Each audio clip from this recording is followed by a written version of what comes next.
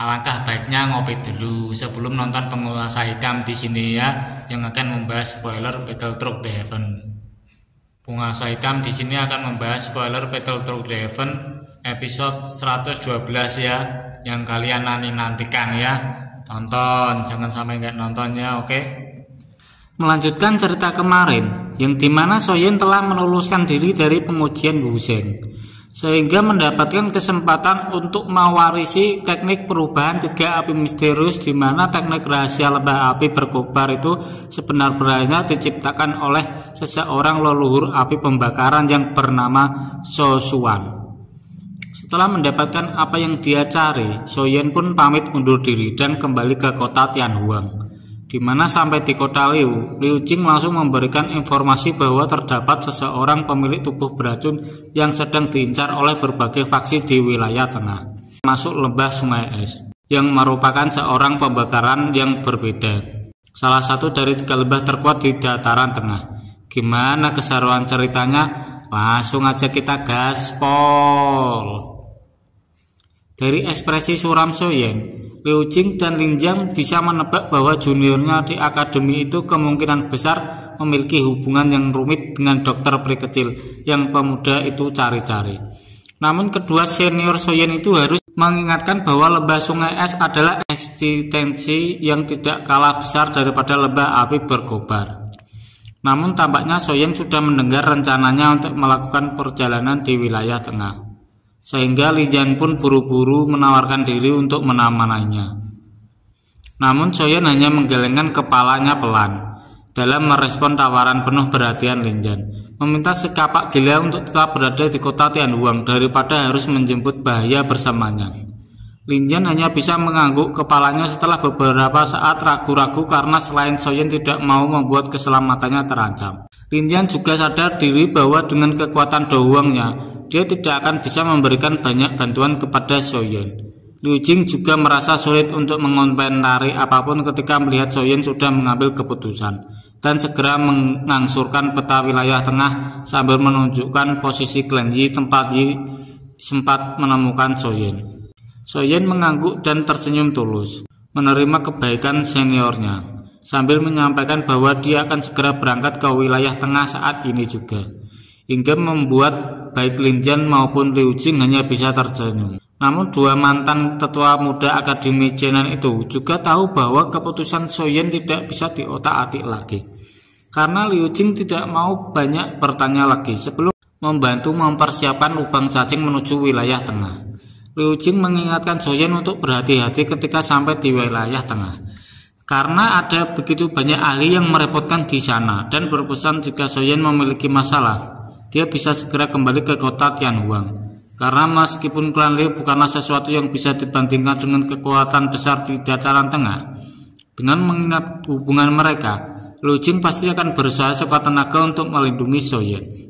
Soyen sekali lagi tersenyum penuh keharuan sebelum menerima perahu warna perak seukuran telapak tangan dari tangan Liu Jing, dan akhirnya memulai perjalanannya menuju wilayah tengah yang kemungkinan besar merupakan tempat teman-temannya Soyen berada.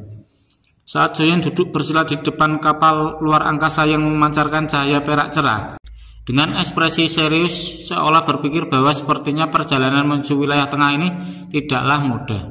Keributan yang diadu oleh konstitusi khusus seperti tubuh beracun memang selalu menyebabkan huru-hara, karena banyak yang ingin menghancurkan maupun ingin memanfaatkannya. Persis dengan apa yang terjadi kepada Jinlin di Kekaisaran Jema, pemilik mata bunga ular 3 giok yang pada akhirnya menarik perhatian klanmu. Soyen perlahan menarik emosinya yang melayang dan menghembuskan nafas dalam-dalam sebelum fokus kembali kepadanya.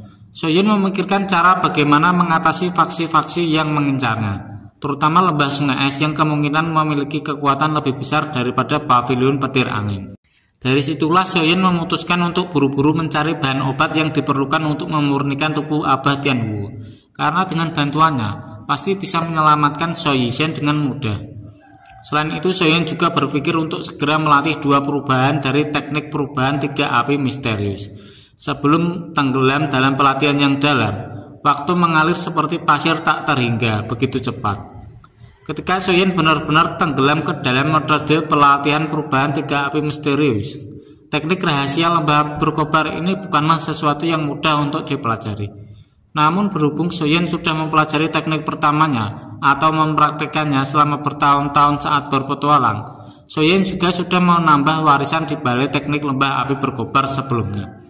Soyen pun akhirnya menemukan beberapa jalan terobosan, sehingga kemajuannya dalam mempraktekkan perubahan 3 api misterius sangatlah cepat. Selama Soyen berlatih dengan giat, tanpa terasa 5 hari telah berlalu dan Soyen segera menarik nafas panjang ketika melihat lingkaran cahaya berwarna perak muncul di hadapannya, menandakan bahwa petualangan baru Soyen segera dimulai. Soyen keluar dari lubang cacing dan sampai di sebuah pelabuhan batu yang menjulang tinggi. Menemukan cukup banyak sosok yang menggunakan jubah alkemis, sehingga yakin jika saat ini dia sudah sampai di wilayah Pil yang merupakan jantung wilayah tengah. Baru saja nyampe belum bernafas 3 kali, tiba-tiba saja Soyen mendengar pengumuman bahwa di pelabuhan batu lembah sungai es telah menawar harga tertinggi bagi siapapun yang menemukan gadis beracun. Ekspresi Soyen sedikit suram karena setelah orang itu menyebut gadis racun, maka sudah jelas jika pemilik tubuh beracun yang berkonflik dengan lembah sungai es adalah gebetannya. Gebetan, salah, maksudnya temannya Soyen.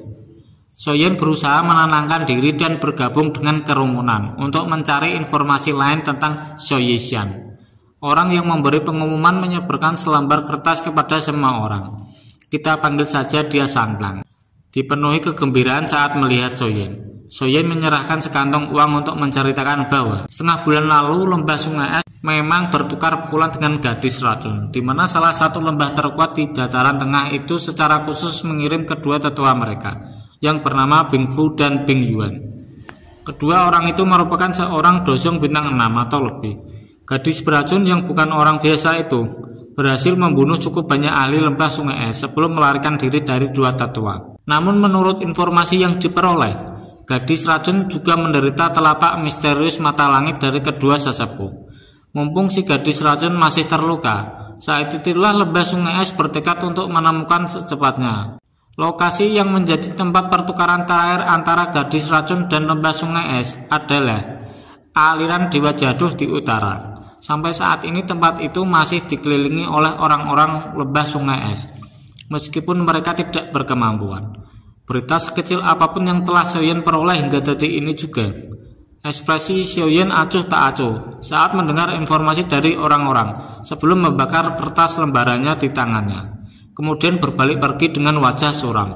Niat membunuh melonjak di hati Soyen saat mengetahui jika kondisi Soyishan tidaklah terlalu baik.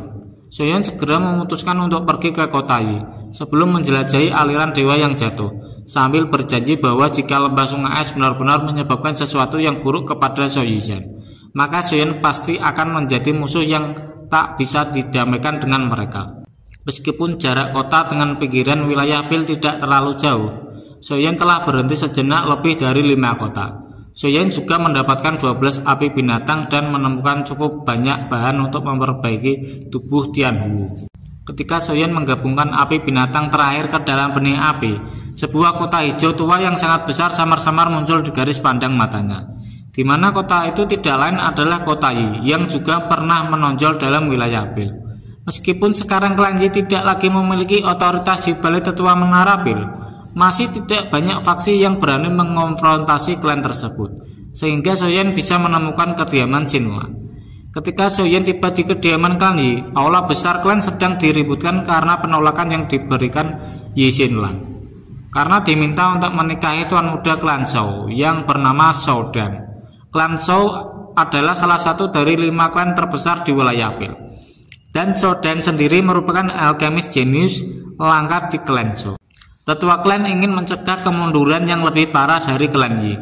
Tetua klan memberikan perintah kepada Xinlan, namun Xinlan terus menolak perintah dari tetua, karena dia sangat yakin jika Soyen adalah harapan satu-satunya untuk kembali menjadi tetua lagi di Menara Pil. Ketika Xinlan ditekan terus oleh tetua-tetua klannya itu, sebuah suara dingin acuh tak acuh bergema di aula besar membuat semua orang di sana menoleh serentak termasuk Xinlan. Pemuda anta beranta yang entah datang dari mana ini membuat semua orang terkejut.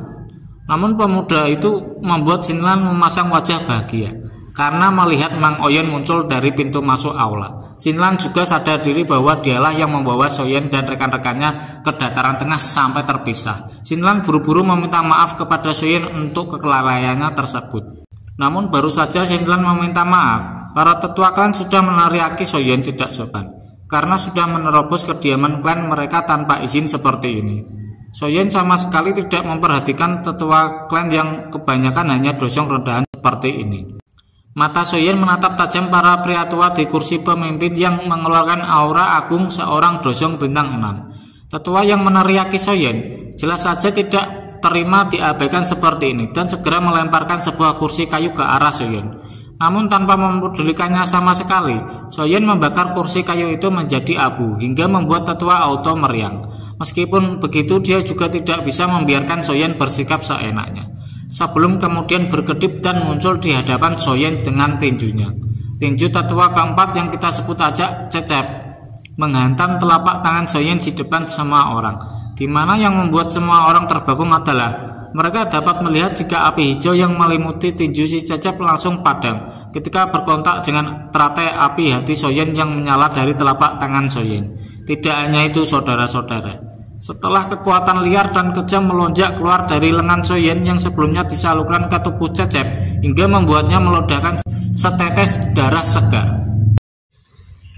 Sekarang dosong bintang 6 udah sekali geprek ya guys ya sama Soyen. Udah kayak tempe geprek aja, kayak ayam geprek, sekali geprek langsung hilang. Kan sekarang Soyen kan sekarang udah jadi dosong ya guys ya, pasti kekuatannya juga meningkat lah ya. Cuma seorang dosong bintang 6 aja ya pasti digeprek. Soyen juga punya binatang, punya si Ujang itu loh, boneka iblisnya ya, pasti kan bisa melawannya ya. Boneka iblis si Ujang itu kan juga kira-kira dosong bintang 6 atau enggak 7 ya, kan udah sangat kuat itu bonekanya, juga mengerikan sekali ya. Nanti terus ini Xinlan dibawa kemana ya, nggak tahulah. Ikuti terus ya ceritanya. Bagaimana kelanjutan cerita selanjutnya, tonton terus hanya di channel Penguasa Hitam. Bye.